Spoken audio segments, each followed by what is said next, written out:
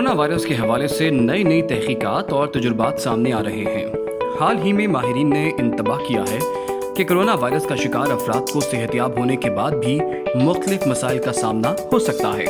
برطانیہ کی national health service کے ماہرین کا کہنا ہے کہ انہوں نے متعدد مریضوں میں کووڈ-19 بیماری کے طویل المیعاد اثرات کا مشاہدہ کیا ہے۔ ایسے مریضوں میں بنیادی علامات سانس لینے میں مشکل ہونا ہے، جبکہ انہوں نے ذہن میں دھند چھائے ہونے کی شکایت بھی کی۔ ماہرین کا کہنا ہے کہ متعدد ایسے مریض جن میں پہلے کووڈ-19 کی تصدیق ہوئی تھی اور بعد میں لیبارٹری ٹیسٹوں میں انہیں بیماری سے کلیئر قرار دے دیا گیا تھا، مگر وہ تاحال علامات کا سامنا کر رہے ہیں۔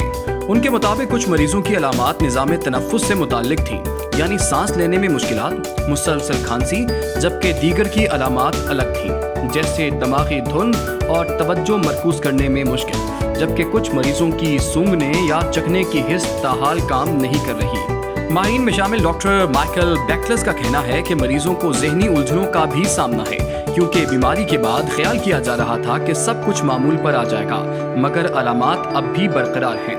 ڈاکٹر مائیکل کے مطابق کچھ ایسے مریض بھی ہیں جو کووڈ-19 سے متاثر ہونے سے پہلے ہر ہفتے 3 سے 4 گھنٹے جم میں گزارتے تھے، مگر اب ان کے لیے ورزش کرنا بہت مشکل ہو چکا ہے۔ اس کے علاوہ ایسے مریض بھی ہیں جن کے لیے گھر میں سیڑھیاں چڑھنا اترنا بھی بہت مشکل ہو گیا ہے، حالانکہ پہلے انہیں کبھی ایسا مسئلہ نہیں ہوا تھا۔ چند دن قبل آئرلینڈ میں ہونے والی ایک تحقیق میں بھی بتایا گیا تھا کہ کووڈ-19 سے صحتیاب ہونے والے لاتعداد افراد کو تاحال شدید تھکاوٹ کا سامنا ہے۔